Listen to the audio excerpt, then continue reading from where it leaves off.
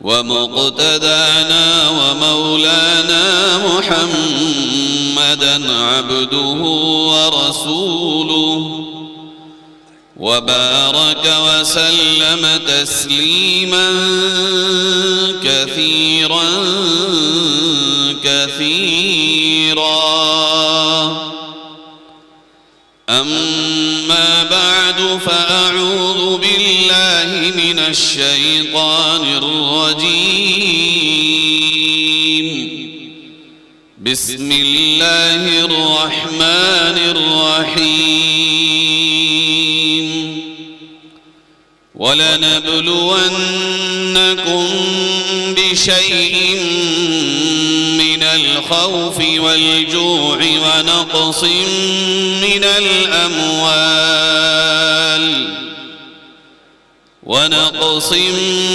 من الأموال والأنفس والثمرات وبشر الصابرين. صدق الله مولانا العظيم. درود شریف پڑھ لیں. اللهم صل على سيدنا وعلى آل سيدنا ومولانا محمد كما صليت على إبراهيم وعلى آل إبراهيم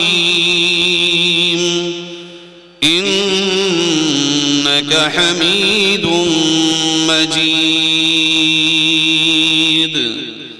اللهم بارك على محمد وعلى آل محمد كما باركت على إبراهيم وعلى آل إبراهيم إنك حميد مجيد.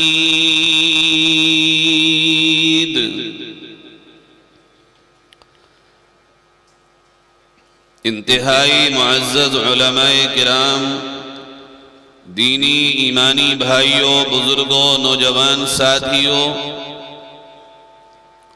بہت ہی پیارے انداز میں اللہ کے کلام کی تلاوت پیارے آقا حضرت محمد مصطفیٰ صلی اللہ علیہ وسلم کی شان اقدس میں مختلف انداز میں نعتیہ کلام آپ سب نے سماعت فرمایا. یقیناً جس طرح یہاں اللہ کے کلام کی الگ الگ انداز میں تلاوت ہوئی ہے، اس طرح کے پروگرام کرانے کے مقاصد جہاں تک ہم سمجھتے ہیں وہ یہی ہیں کہ امت میں قرآن پڑھنے کا رواج عام ہو، اچھے سے اچھے انداز میں قرآن پڑھنے کا شوق پیدا ہو، اللہ کی اس کتاب سے قلبی لگاؤ پیدا ہو.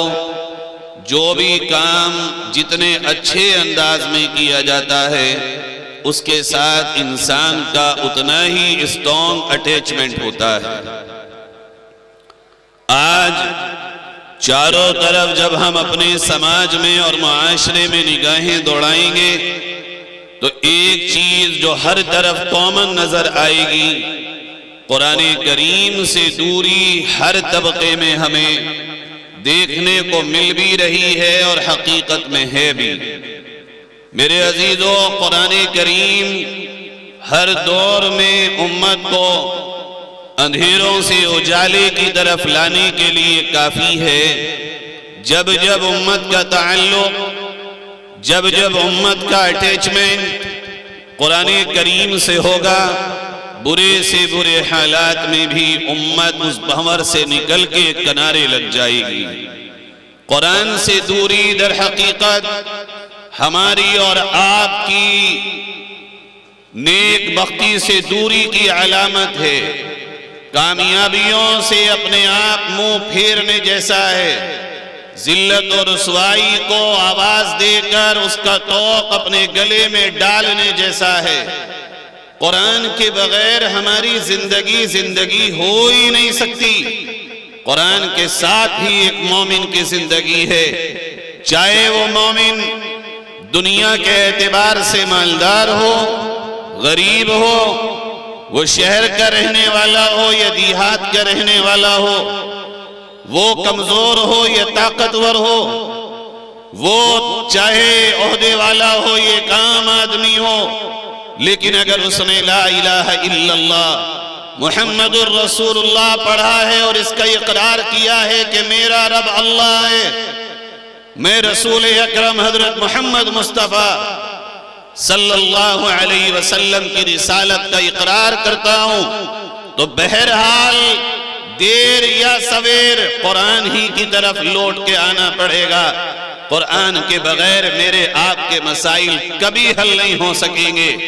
ساری دنیا جو ہمیں اور آپ کو راستے بتاتی ہو، مصیبتوں سے نکلنے کے حل بتاتی ہو، پریشانیوں سے نکلنے کا علاج بتاتی ہو، ہماری اور آپ کی مشکلات سے نکلنے کی راہ بتاتی ہو، دنیا کی بتائی ہوئی راہیں ایک طرف، دنیا کے بتائے ہوئے علاج ایک طرف، دنیا کی بتائی ہوئی منزلیں ایک طرف، لیکن سچائی یہ ہے کہ ہر دور میں امت کا بیڑا قرآن سے ہی پار لگا ہے۔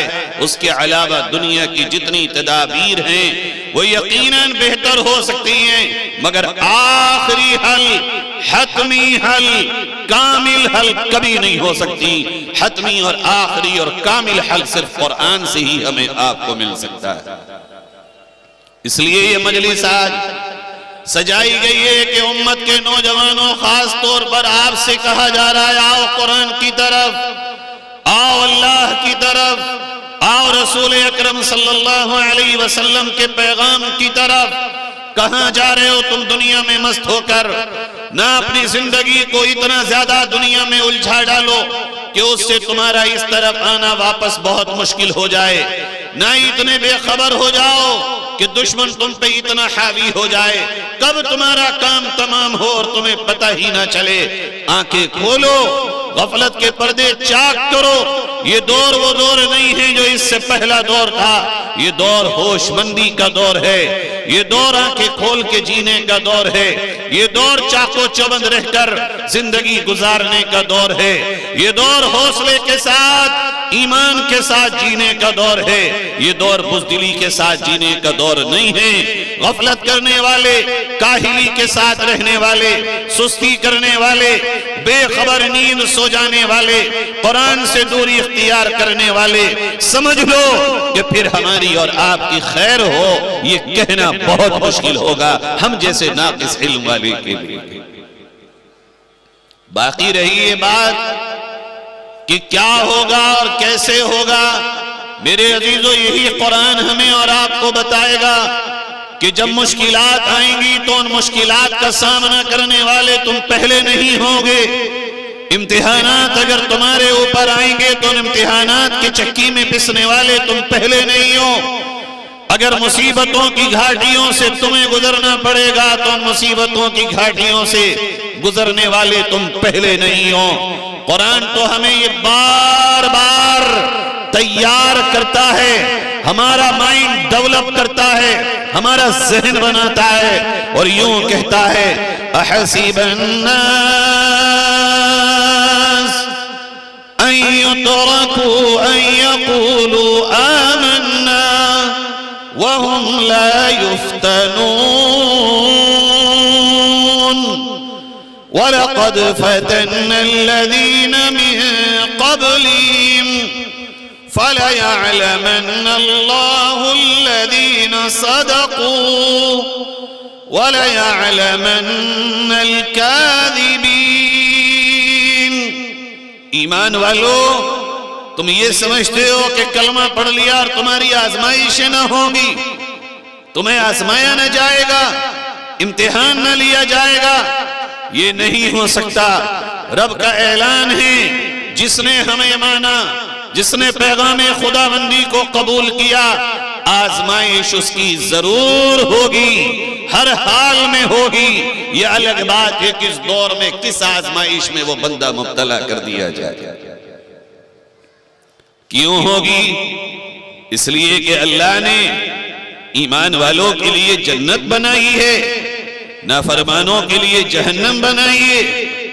ہم آپ دنیا میں جو کچھ دیکھتے ہیں، اللہ نے یہ ساری دنیا اس لیے بنائی ہے کہ اسی دنیا میں رہ کر، اسی دنیا میں ہم اپنی آنکھیں کھول کے قدرت کی بکھری ہوئی نشانیوں میں غور کر کے اللہ کو پہچانے، اس کی قدرت کو جانے، اس کی معرفت کو جانے۔ جب ہم اس دنیا میں رہ کر کوئی کام بغیر پرکھے نہیں کرتے تو میرے بھائیو، اللہ نے جو جنت بنائی ہے اس جنت کا کوئی دماغ سوچ سکے ایسا آج تک پیدا ہی نہیں ہوا۔ کوئی آنکھ وہ نعمتیں دیکھ سکے وہ بنائی نہ گئی، کوئی خیال دل کر سکے وہ دھڑکا ہی نہیں۔ اللہ نے وہ جنت ایمان والوں کے لیے بنائی ہے، اسے بھی بغیر پرکھے اور آزمائے اللہ مجھے اور آپ کو نہیں عطا کرے۔ آزمانے سے دو نتیجے نکلیں گے۔ قرآن یہ کہتا ہے وَلَقَدْ فَتَنَّ الَّذِينَ مِن قَبْلِهِمْ فَلَيَعْلَمَنَّ اللَّهُ الَّذِينَ صَدَقُوا وَلَيَعْلَمَنَّ الْكَاذِبِينَ۔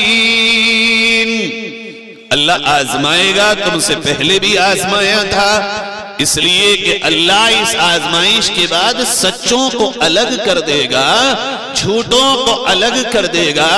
پیور ایک طرف، نقلی ایک طرف۔ جوانوں آنکھیں کھولو، یہ آزمائش کا دور ہے، چھٹائی کا دور ہے۔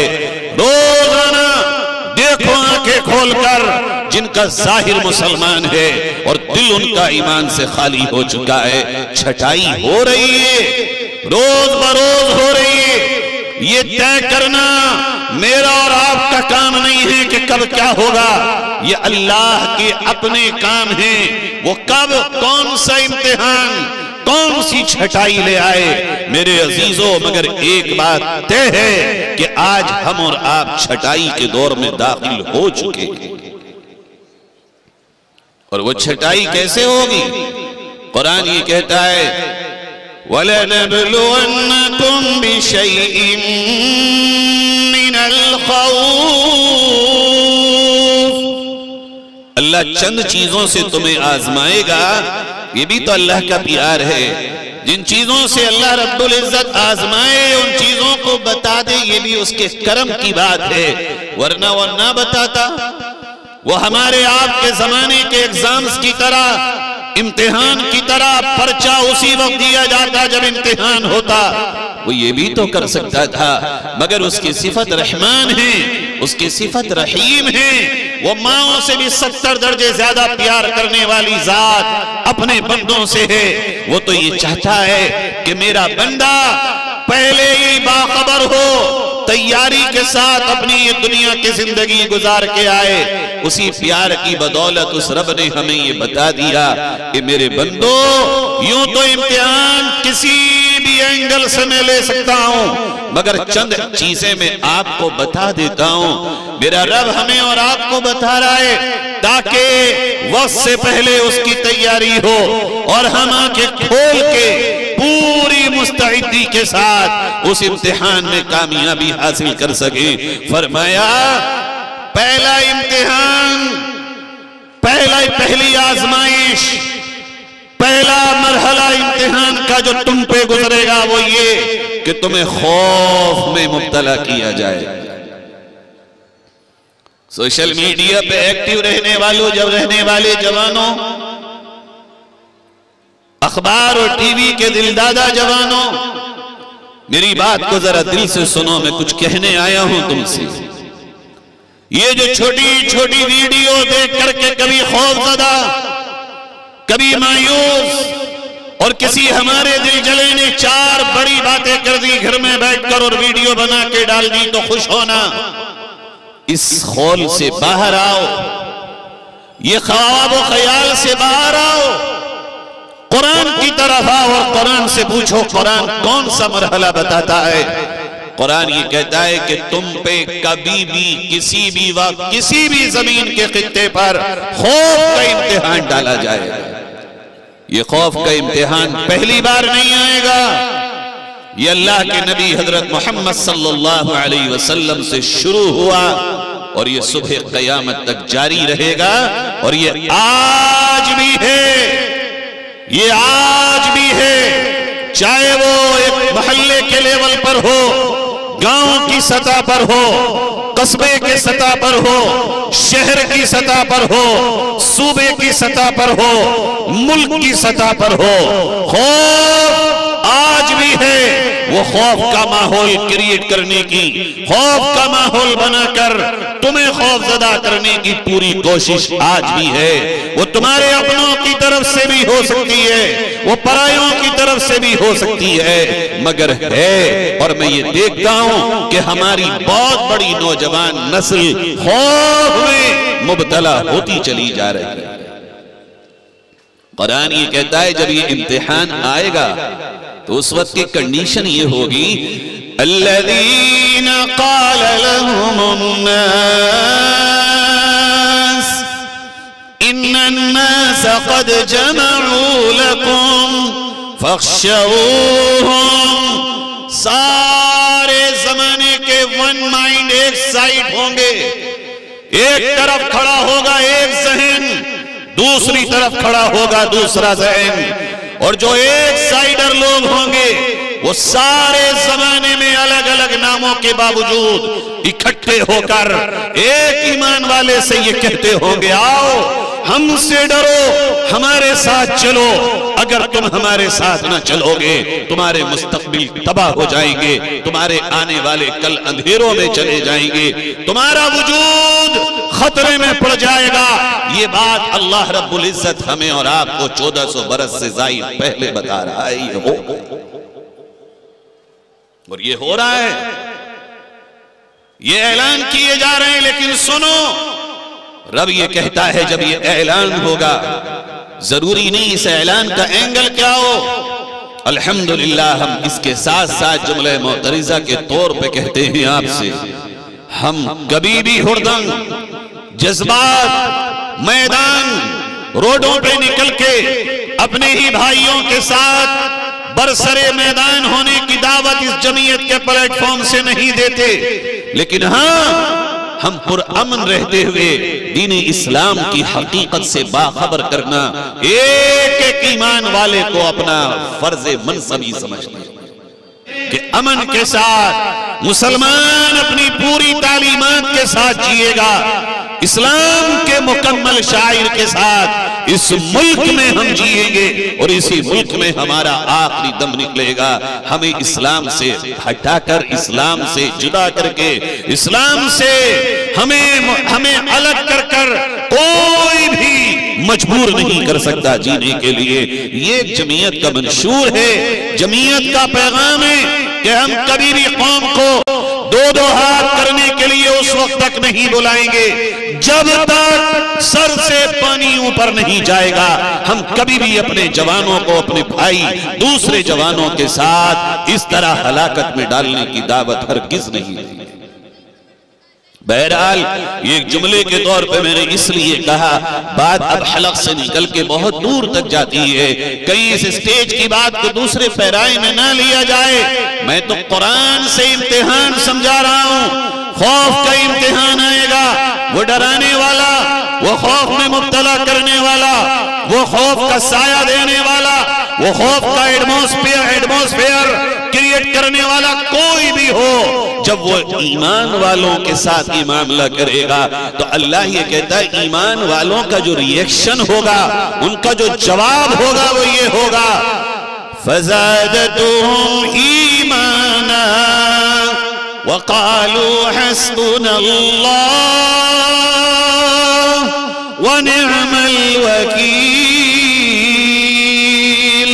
دنیا کہے گی ڈر جاؤ، جتنا دنیا دبائے گی یہ بظاہر تو دب رہے ہوں گے مگر ایمان ان کا بلند ہو رہا۔ یہ وہ لوگ ہوں گے جو اس وقت امتحان میں کامیاب ہوں گے اور ان کی زبانوں پہ جاری ہوگا قالوا حسبنا اللہ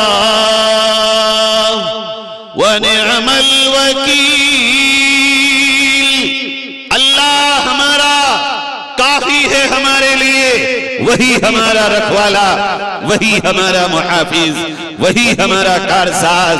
اور کیوں نہ ہو پیارو، پڑھو تو صحیح، کیوں نہ کہے ایمان والا، اسی رب نے تو ہمیں بتایا تم شان و شوقت اور قوت و طاقت سے نہ گھبرانا، جس اللہ کو تم مانتے ہو وہ اللہ اتنا طاقتور ہے کہ وہ نمرود کو ایک لنگڑے مچھر سے ہلاک کرنے کی طاقت رکھتا ہے۔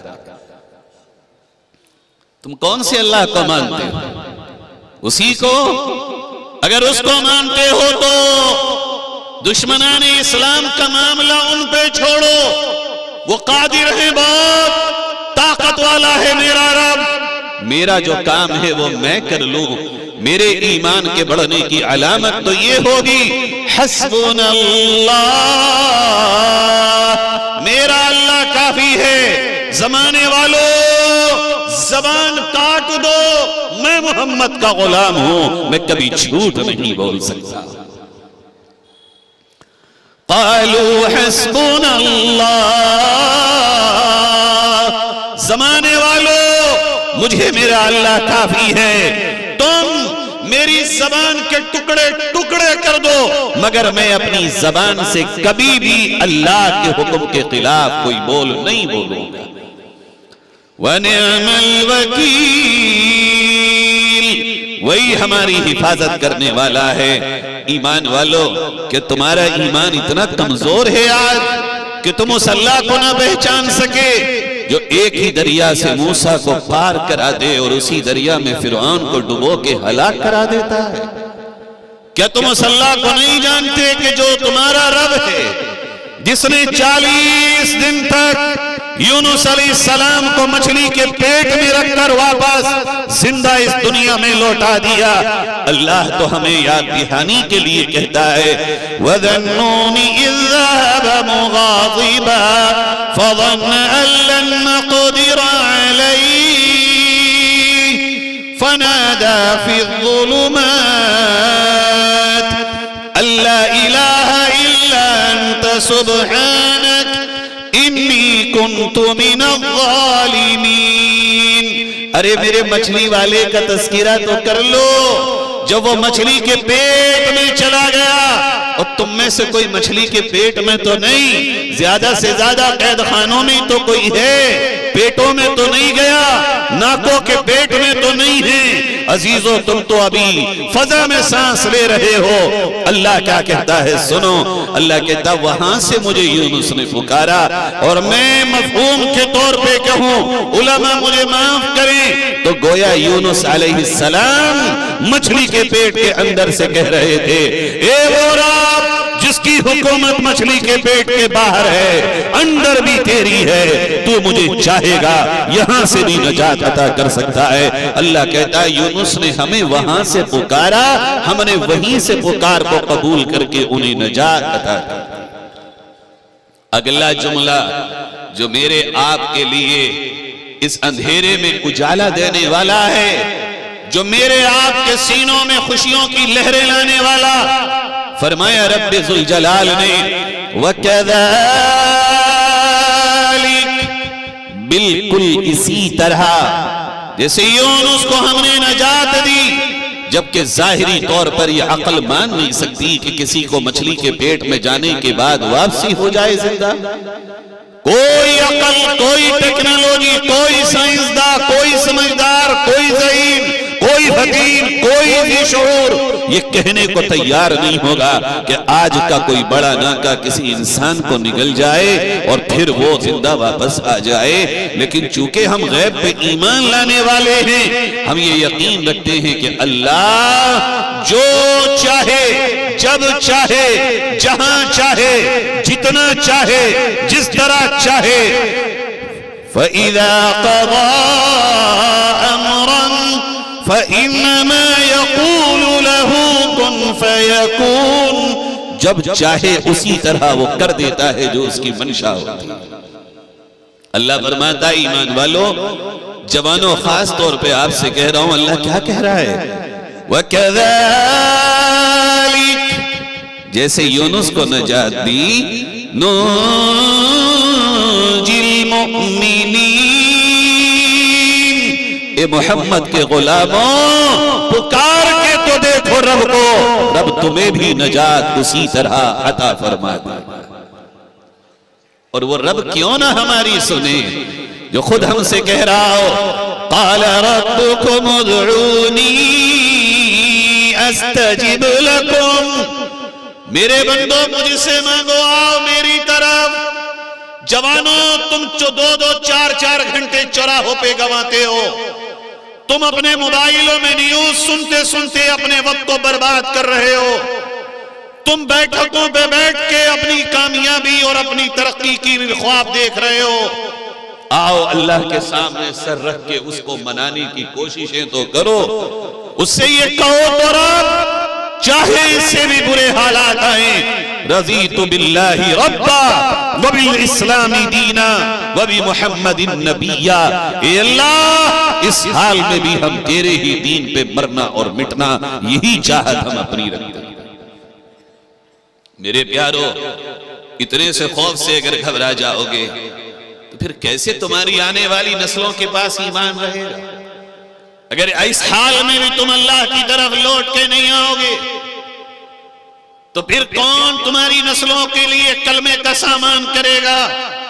میں سچ کہہ رہا ہوں، علماء کی موجودگی میں سوال میرا یا 30 پلس 25 پلس 25 سال سے زیادہ کے نوجوانوں تمہارا نہیں ہے، ہمارا تو الحمدللہ اس ماحول میں ہماری پرورش ہو گئی کہ ہمارے رگ و ریشے میں ایمان بس چکا ہے۔ سوال کو میری آپ کی آنے والی نسل کا اور اس نیو جنریشن کا ہے، کیا ہوگا اس کا؟ کہاں سے ایمان و قرآن کو ایمان ان کے پاس باقی رہے گا؟ کون لائے گا؟ جب میں اور آپ ان بچوں کے ماں باپ ہو کر انہی کے لیے ایمان کے راستے ہموار نہیں کریں گے تو کون کرے گا؟ میرے عزیزو، دنیا تو آج پہلی بار نہیں، اس سے پہلے بھی انتظار میں تھی کہ امت مسلمہ کی نسل کے سینے سے قرآن کو اور ایمان کو نکال دیا جائے۔ آج ہمیں اور آپ کو ذہناً یہ تیار رہنا ہوگا کہ یہ امتحان بڑھ بھی سکتا ہے، کم بھی ہو سکتا ہے، کم ہوگا شکر ادا کریں گے، بڑھے گا تب بھی اللہ کے سامنے سجدے کر کر کے رو رو کر اس کو منائیں گے، مگر اپنی نسلوں کو بیٹھ کر اسی طرح سمجھائیں گے جیسے حضرت لقمان اپنے بچوں کو بیٹھ بیٹھ کے سمجھاتے تھے۔ کیا سمجھاتے تھے؟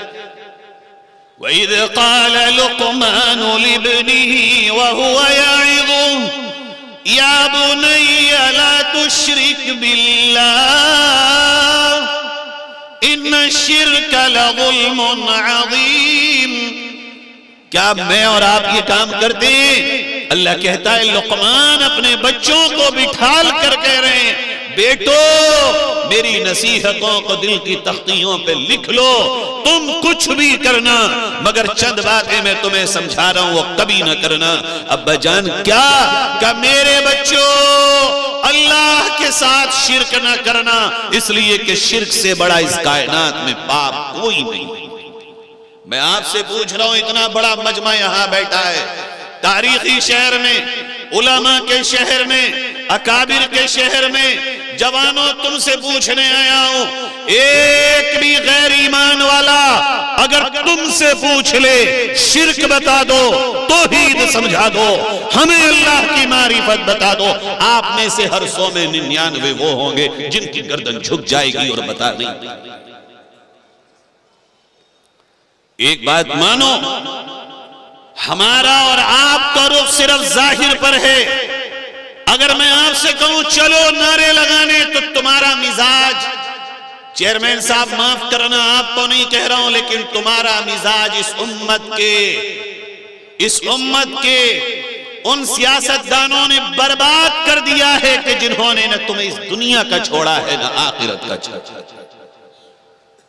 تمہیں انہوں نے کچھ اور ہی خواب دکھائے ہیں، یہ تو بڑے نیک آدمی ہیں، علماء کی خدمت کر رہے ہیں، مگر میرے پیارو ایک طرف جہاں ہمارا سامنے مد مقابل ہے ان کا جوان پڑھ رہا ہو، سمجھ رہا ہو، وہ علی الاعلان بیٹھا ہوا ہمارے اور آپ کے مذہب پہ حملے کر رہا ہو، جواب سوال اگر علم والا ہو تو جواب علم والا ہو تب بات بنے گی، جواب علم والے سوال کا جواب کبھی غصہ اور جذبات نہیں ہوا کرتا۔ میں آپ سے پوچھنے آیا ہوں موقع پیارے جوانوں، کیا آپ نے کبھی پڑھا کہ میرے نبی صلی اللہ علیہ وسلم کی 11 شادیوں کے پیچھے وجوہات کیا ہیں؟ کیا آپ نے کبھی پڑھا کہ شرک و بدعات کیا ہے؟ ہاں میرا باپ چونکہ صحیح العقیدہ تھا، میں بھی صحیح العقیدہ ہوں، مگر پتہ کس کو ہے، پڑھتا کون ہے، مطالعہ کون کر رہا ہے؟ ہم تو آپ سے یہ کہنے آئے ہیں پیارو، آپ کے بھائی ہونے کی حیثیت سے اردو بھی پڑھو، مگر اردو کے ساتھ ساتھ اس وقت مضبوط ہندی پڑھو، مضبوط سنسکرت پڑھو، تاکہ جس طرح سے سوال آیا ہے اسلام پر اسی طرح سے آپ میں سے ہر ایک جوان مثبت پہلو پر اور اس انداز میں جواب دے کہ سامنے والا آپ کا قائل ہو جائے۔ ہماری چاہت اور جمعیت کی چاہت یہ، کیا بنیں گے آپ میں سے کچھ جوان ایسے؟ کریں گے یہ کام انشاءاللہ؟ نبی صلی اللہ علیہ وسلم کے سچے غلاموں، لڑنا حل نہیں ہے، اپنا بنانا حل ہے۔ ہم تو یہ چاہتے ہیں کہ شرک سمجھا جائے، ایک معبود، ایک مالک، ایک اللہ، ایک پروردگار، ایک جہان کے چلانے والے کو سمجھا جائے، مگر تم سمجھو پھر زمانے کو سمجھاؤ، اور یہ ممکن ہو سکتا ہے، ناممکن کبھی نہیں ہو سکتا۔ میرے بزرگوں، یہ جو نصیحت حضرت لقمان کر رہے ہیں، یہی اپنے بچوں کو بٹھا بٹھا کے ہمیں آپ کو سمجھانا ہوگا۔ یہ جو 2-2, 4-4, 5-5 برس کے بچے ہیں جن کے ہاتھوں میں ہم نے آپ نے موبائل دے دیے کارٹون دیکھنے، سیریل دیکھنے کے لیے، بڑا اچھا یاد آتا ہے اپنا بچپن، اور جو میرے بزرگ یہاں بیٹھے ان کا بچپن تو جنت نما ہوگا، جب ہماری آپ کی مائیں دودھ پلاتے ہوئے ہمیں کہتی تھی سب کا مالک کون، سب کا خالق کون، سب کا پالنے والا کون، سب کا رازق کون، پرندوں کو کھلانے والا کون، مچھلیوں کو کھلانے والا کون، دنیا کو چلانے والا کون۔ اور جب ہمیں یاد نہیں آتا تھا ہماری ماں کہتی تھی ہم سے بیٹا اللہ، بیٹا اللہ، بیٹا اللہ، یہ اللہ اللہ۔ اب کون سکھائے گا اس نسل کو؟ تم دن بھر دکانوں پہ، کھیتوں پر، کمپنیوں میں، کاروبار میں لگو، بیوی تمہارے گھر کو سجارنے میں لگے، سنوارنے میں اور سجانے میں لگے، پکانے اور پکوانے میں لگے۔ ان بچوں کو ایمان کون بتائے گا؟ بچوں کو ایمان، توحید، اسلام، قرآن بتانے والا پہلا ٹیچر، پہلا معلمہ، پہلی استانی تو ماں تھی۔ اب ماں بھی موبائل میں مشغول ہو گئی تو ان بچوں کے آنے والے کل کا کیا ہوگا؟ یہ سوال مجھے اور آپ کو ہر ایک کو اپنے سے کرنا۔ میں بات کو واپس لے کے آتا ہوں، یہ حضرت لقمان کی وصیتیں 21ویں پارے میں سورہ لقمان میں رکوع نمبر 11 میں آیت نمبر 12 پہ درج ہیں، پڑھو انہیں اور پھر سمجھو کہ ایک باپ ہونے کی حیثیت سے یہ مت سمجھنا کہ ہمارے جو باپ بزرگ ہیں وہ جن کے بچے 2-4 برس کے ہیں، وہی سمجھو کہ ہمیں اپنے بچوں کے ساتھ اس وقت کیسے معاملہ کرنا ہے۔ بات کو پیچھے لے کے آتا ہوں جہاں سے شروع کیا۔ خوف کا ماحول ہوگا اور وہ ہو چکا ہے، آ چکا ہے۔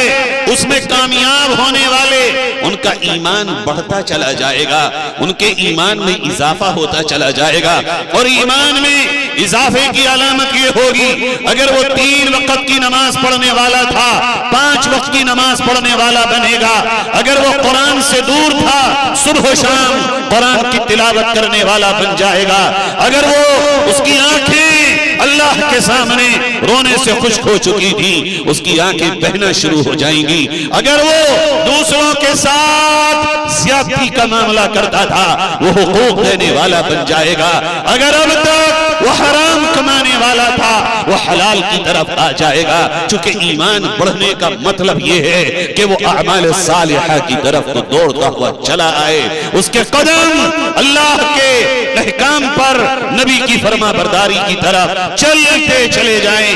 یہ ایمان کے اضافے کا مطلب ہے۔ اس کو جیسے جیسے ایمان بڑھے گا دنیا سے بے رغبتی ہوگی، وہ اچھی زندگی جینے سے زیادہ اچھی موت کی پرواہ کرے گا۔ اس کو یہ فکر کم ہوگی کہ میری زندگی کیسی ہو، وہ تو یوں کہے گا زندگی 2 دن کی ہو یا کہ ہو 100 سال کی، گزر جائے گی، کاندھے پہ ہو کملی یا کہ ہو شال، گزر جائے گی، گر امیروں کی باقبال، گزر جائے گی تو غریبوں کی بھی بہرحال گزر جائے گی، مگر جو آخری وقت ہے وہ میرا وہ ہو کہ جو میں اللہ کو میرا جانا پسند آ جائے۔ ایک ایمان والا جب اپنے ایمان کی طاقت محسوس کرتا ہے تو جو ایمان میں قوت پیدا ہوتی ہے اسی طرح وہ اپنی موت کی فکر میں زیادہ سے زیادہ لگتا چلا جاتا ہے۔ وَلَنَبْلُوَنَّكُمْ بِشَيْءٍ مِّنَ الْخَوْفِ وَالْجُوعِ، اور اللہ آزمائے گا تمہیں بھوک سے، جیسے آج ہم آزما لیے گئے، ٹرین 7 گھنٹے لیٹ ہو گئی، ٹرین کا کھانا نہیں کھاتے، یہ بھی آزمائش ہے۔ کبھی بھی کوئی بھی بھوک سے آزمایا جائے گا۔ میرے پیارو، آج آدمی اپنی زندگی اچھے کھانے کھا کے انہیں ہضم کیسے کرے اس کے لیے گزار رہا ہے۔ اچھے کھانے پکائے اور پھر ان کا ہاضمہ کیسے ہو؟ وہ نبی کے پیر جمعرات کے روزے کون رکھے گا؟ کس کو بتائے؟ مئو والو یہ بتا دو۔ یہ مہینے کے ایام 20 کے روزے ہم کس سے کہیں رکھنے؟ ہم اور آپ رکھیں گے یا کوئی اور رکھے گا؟ میرے عزیزو، صرف کھانا ہی کھانا، صرف یہ اچھے پکوان ہی ہماری زندگی نہیں ہے۔ کبھی کبھی روزے رکھ کے غربت کا احساس کرنا اور اللہ کی طرف قربت کے لیے چلے آنا، یہ بھی ہماری آپ کی زندگی ہے۔ لیکن اس کے علاوہ بھی بھوک سے امتحان ہو سکتا ہے، آ سکتا ہے وہ وقت، اس کے لیے بھی تیار رہنا ہوگا۔ اور اچانک تیاری جو لوگ نہیں کرتے ہیں ان پہ جب امتحان آ جائے تو وہ بالکل اسی طرح میں اشارے میں کہہ رہا ہوں کہ اللہ نے کہا تھا کہ نہر آئے گی، امتحان ہوگا، لیکن اس سے جو پیئیں گے صرف 1 چلو پانی پیئیں گے، 1 سے زیادہ اگر پی لیا تو اسی میں رہ جائیں گے۔ اللہ کہتا ہے جب نہر آئی، امتحان آیا، چونکہ بہت بڑی تعداد پہلے سے تیار نہ کی، جیسے ہی نہر میں گرے فَشَرِبُوا مِنْهُ إِلَّا قَلِيلًا مِّنْهُمْ، زیادہ تر لوگوں نے لپو لپ پانی پیا، بہت تھوڑے سے تھے جنہوں نے 1 گھونٹ پیا اور امتحان میں کامیاب ہو گئے۔ یہ امتحان بھی آئے گا میرے پیارو، یہ امتحان بھی چل رہا ہے۔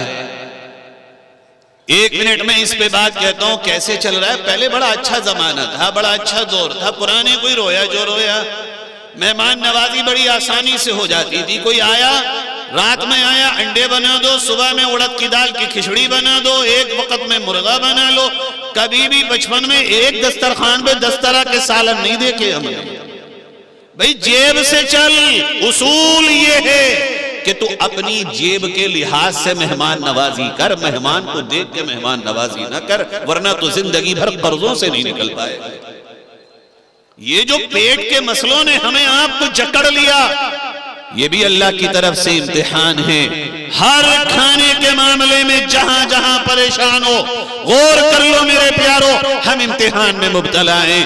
تیسرا امتحان آئے گا وَنَقْسٍ مِّنَ الْأَمْوَالِ،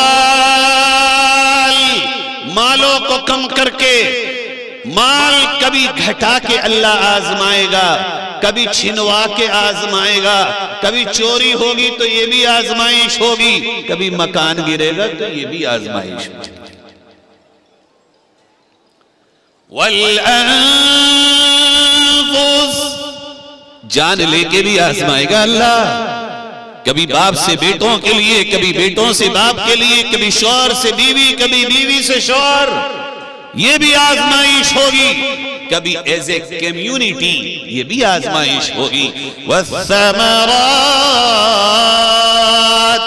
اللہ کھیتیوں میں، باغات میں، پھل میں، یہ جو ہمارے ثمرات ہیں، یہ باغات ہیں آم کے، لیچی کے، انار کے، سنترے کے، یا گیہوں یا گنا، یہ جو فصلیں ہیں، کبھی کھڑی کھڑی اچھی ہری بھری فصل ختم ہو جائے گی، اللہ اس سے بھی آزمائے گا۔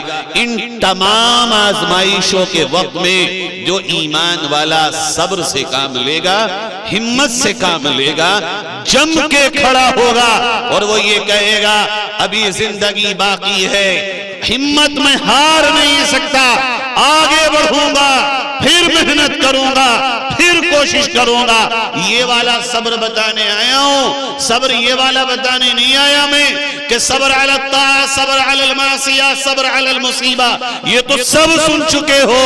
صبر یہ بھی ہے، شیخ الاسلام حضرت مفتی تقی صاحب کہتے ہیں اگر کوئی تمہیں مار دے تو تم اس سے جھگڑا مت کرو، مگر جس ملک میں رہتے ہو اس ملک کے قانون کے طریقے پر اس کا تعاقب کرو، اس کا پیچھا کرو، اس سے بدلہ لو قانون کے طریقے پر۔ صبر یہ نہیں ہے کہ پٹ کر کے بیٹھ جاؤ۔